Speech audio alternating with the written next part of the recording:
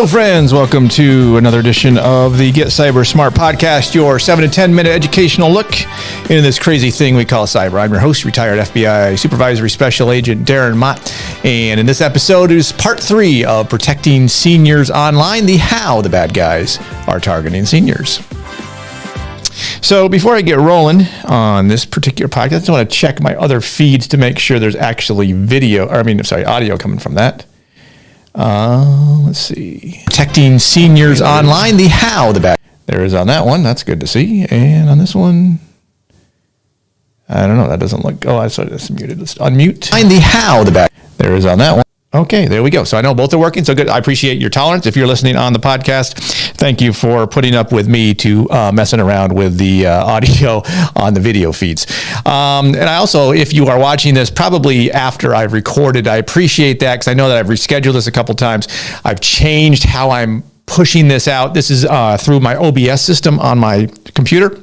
I did it that way to try to feed the audio correctly through what I'm trying to do. So as opposed to doing Restream Studio, which is very good, but we're going to use OBS for this one. So again, I appreciate you either listening to the podcast, watching the Restream, watching the rebroadcast, either on YouTube or LinkedIn. I greatly appreciate that. As always, if you are listening to this podcast, you can catch it on all of your favorite your podcast streaming options, Apple, Google, Stitcher, so on and so forth.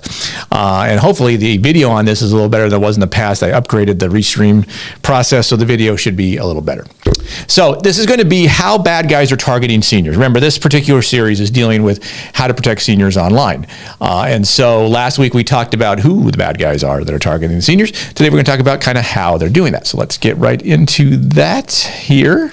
So first off, obviously, one that I'm sure we're all aware of, and I don't really probably have to tell anyone, is romance fraud is one of the number one ways that bad guys are targeting seniors online. Obviously, as seniors get online, they are later in their stage of life, and they may be widowed, they may be divorced, so they're looking for love. And so scammers and bad guys realize that they can use the multitude of dating apps out there to find willing individuals who will engage them online, and they can kind of prey on their loneliness and their needs and get them to go into a relationship with them online. Seen this happen many times in the FBI. A lot of people would come in and had been scammed out of thousands and thousands of dollars. And the way this generally works is the scammer will use a fictitious image. They'll catfish the person.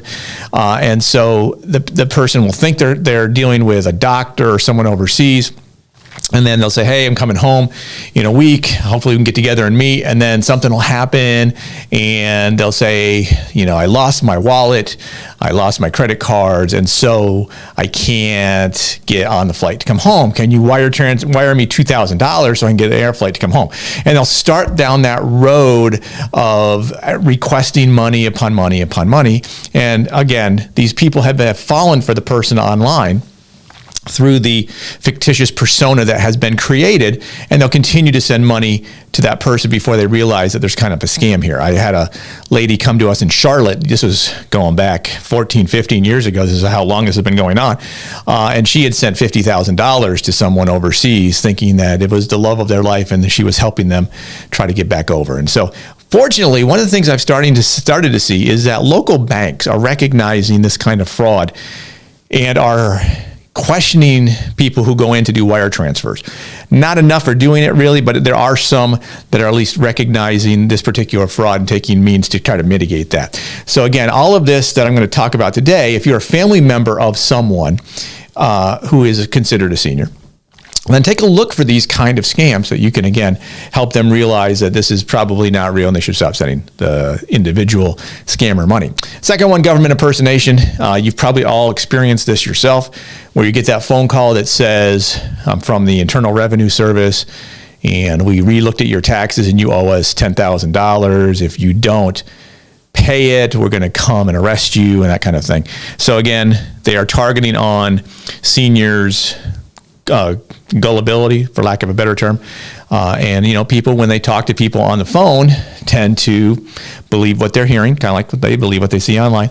And so they will follow the scammer's instructions and wire transfer money, or, but they are under the belief they're about to be arrested for some kind of fraud, some kind of crime they necessarily didn't commit. But if they pay the fraudster, then they will get out of that particular issue. So obviously, government entities, if they want to arrest you, are not going to call you and tell you they're going to come and arrest you. They're just going to come and arrest you if they have the right court order and the right, if they have probable cause and all that kind of stuff. So if you get a phone call and they claim to be federal government, local, state government, take your pick, it is not true. And chances are, under current methodologies, you could recognize from the accent they are probably not from your local police department and likely not coming to arrest you. But again, people fall for this all the time. If you download and take a look at the FBI Internet Crime Complaint Center 2021 report, you'll see millions of dollars have been lost due to this kind of fraud by seniors year in and year out. Next type is lottery scam. Happens all the time. Not so much anymore. It's a little less, but still millions of dollars being lost to this scam, where you get an email and said you won some lottery online, and now you just have to pay the taxes, or you have to pay some fee for them to wire transfer you the money. Again, it's a scam. Don't fall for it. No one is winning the lottery that they did not actually buy tickets for. Yet people are persuaded. The scammers recognize people are easily persuaded by needs. One of those needs is wanting to have more money, or thinking they can get money for nothing. And so they rely on that belief, or that, fictitious belief that people have, or that desire rather that people have to get money quickly. And so they will fall for these things. I had a lady in Cleveland when I was a supervisor on the cyber squad for the FBI there. A neighbor fortunately caught this scam a little late, brought her in to explain that she had paid or sent money overseas, sent $200,000 overseas to a scammer because she had won a lottery. So these scams are real. They are constant. They continue to go on, and to the tunes of millions and millions of dollars. Scams against seniors is the number 2 financial loss year in and year out, because bad guys are continuing to use these same scams over and over again, because they prey on the goodness of people to believe others when they talk to them. It's easy to convince these folks to give them money. The grandparent scam, sorry, I spelled that to be grand D with a D. I misspelled that, didn't catch it. But anyway, the grandparent scam is common, where a grandparent will get a call. And so as an example, you pick up the phone and the person there says it's grandpa. And the grandparent or grandma, the grandparent will say one of their grandkids' names, and that scammer will pretend that they are that grandchild and say, "Hey, I'm traveling in London. I've been arrested, or I lost my wallet," or pick a different, fictitious event. And the senior who is getting that phone call is scared for the well-being of their loved one, their grandparent or their grandchild, and they will wire transfer money thinking they are helping that particular grandchild out. I had this happen to my mother. She called me one day, we were eating dinner, and said, "Hey, is Patrick there with you?" I go, "Yeah, he's sitting right here next to me eating dinner." And she goes, "Well, I just got a call saying he'd been arrested and needed $1,000 to get bailed out of prison." I said, "Well, he has not been arrested. He is right here, so don't worry about that. That is a common scam." And it was the grandparent scam. So again, understand that if you have your mother or father, and you have kids, that you should make sure that they contact you before they send any money to your kids or to their grandkids. Because again, common scam that scammers are using. And again, the only reason these scams continue year in and year out is because they work and they are effective. So again, it's incumbent on those of us who are paying attention to these things to let people know what these scams are, be aware of them, look out for them. So again, you can protect seniors online. And last I'm going to mention here is the technical help scam. This is where a lot of ways this can happen. This can happen through email, can happen through phone calls.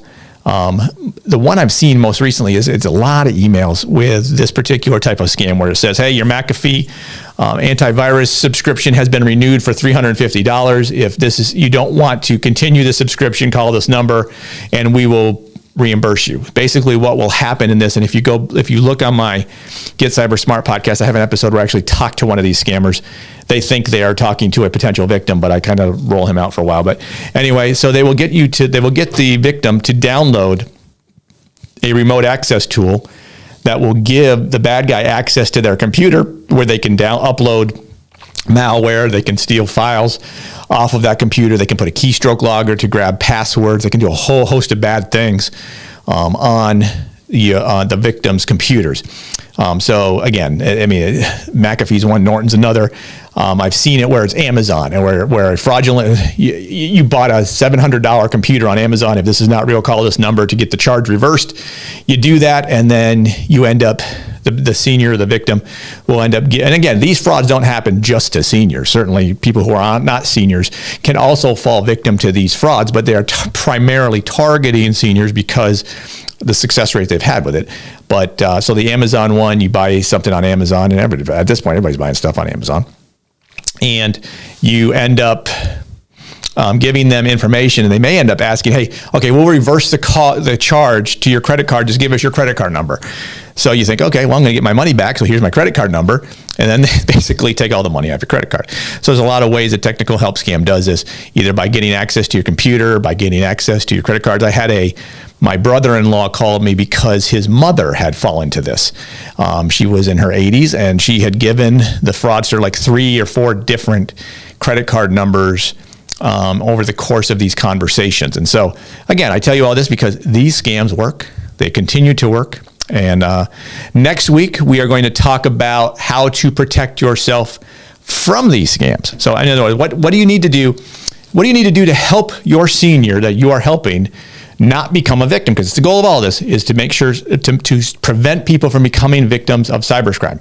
First, the key part of this is understanding the threat. The threat is there are bad guys out there targeting seniors. Then you can assess your risk. You can figure out if your senior that you are helping understands the threat picture, their risk is pretty low. If they have no idea of any of these threats, and I just hit the top 5 here. There's plenty of other threats that we could go over. And ultimately, my goal here with this is to take this couple-week quick podcast and expand it out into a longer offering with a lot more information. But that's a little ways down the road. But again, understand your threat, assess your risk, proceed wisely. As always, if you have thoughts, questions, or comments on the podcast, you can email me there at my email, darren@thecyberguy.com.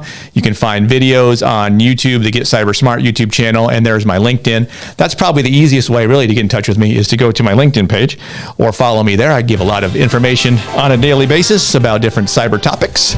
As always, I appreciate you taking the time to jump in here, listen to what I have to say, watch the restream. I'm still trying to get the live stream stuff going on. But thanks so much for your help. Know that knowledge is protection. If we understand the threats targeting us, we can assess our risk. We can then proceed wisely. Thanks again so much. Have a good week.